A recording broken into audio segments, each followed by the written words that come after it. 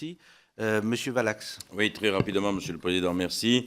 On le sent bien, l'ensemble des explications des uns et des autres semble justifier la nécessité, le besoin qui est le nôtre d'aller vers une évolution j'allais dire de nos comportements, ce serait péjoratif, mais de la façon dont nous travaillons. Et je me dis qu'il aurait peut-être fallu une vraie réforme constitutionnelle, mais nous savons les uns et les autres les difficultés qui auraient été les nôtres si nous avions envisagé de procéder de cette façon. Par conséquent, aujourd'hui, cette PPR est un petit pas, l'expression a déjà été employée, et je crois qu'elle permettra déjà de faire une transition. Une transition vers quoi? Vers une évolution qui sera, et certains d'entre vous le mésestiment, je le crois, qui sera mais fondamentale dans la mesure où, à partir de 2017, qu'on le veuille ou non, le non-cumul des mandats va non seulement libérer des espaces, mais va libérer des mentalités.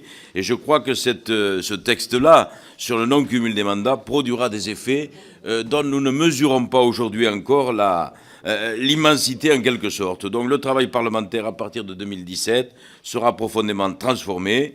Les députés siégeront à temps plein et puis ils auront, j'allais dire, l'esprit vide de toute autre idée au niveau de la réorganisation administrative de la France, idée au niveau des influences que pourrait avoir telle ou telle mesure qu'ils prendront sur le territoire auquel ils appartiennent. Et cela me paraît être extrêmement important.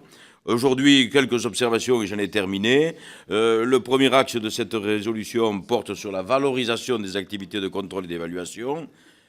C'est un bien, par une modification de la composition du comité d'évaluation et de contrôle et une coordination de ces travaux par la conférence des présidents. Je crois que c'est une mesure qui me paraissait indispensable. Plafonnement des questions écrites, beaucoup de choses ont été dites, mais je crois qu'il fallait signifier à certains qu'il était inutile de multiplier une procédure qui est relativement archaïque aujourd'hui. Mieux contrôler, mieux légiférer.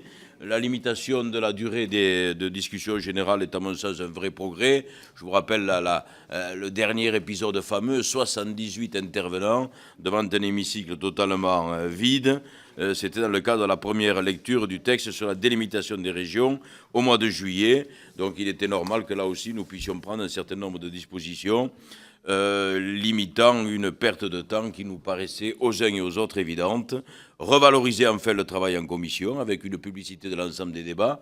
Commission des lois, nous avons déjà cette publicité sur un très grand nombre de sujets et je pense qu'il est intéressant que nous puissions généraliser cette procédure de publicité des débats, un vrai travail en commission, un vrai travail de réflexion qui ne sera pas forcément un travail d'opposition, mais qui sera plutôt un travail de construction et participation aussi dans le cadre de cette transparence, dans la mesure où il y aura systématiquement donc publicité de notre travail en commission. Cela permettra, et on parlait des collaborateurs, à nos collaborateurs de ne pas avoir à attendre le compte rendu qui paraît sur tel ou tel document en ligne et ils participeront dans leur cabinet respectif à nos travaux. Ils seront parfaitement informés, ce qui permettra de les associer plus encore.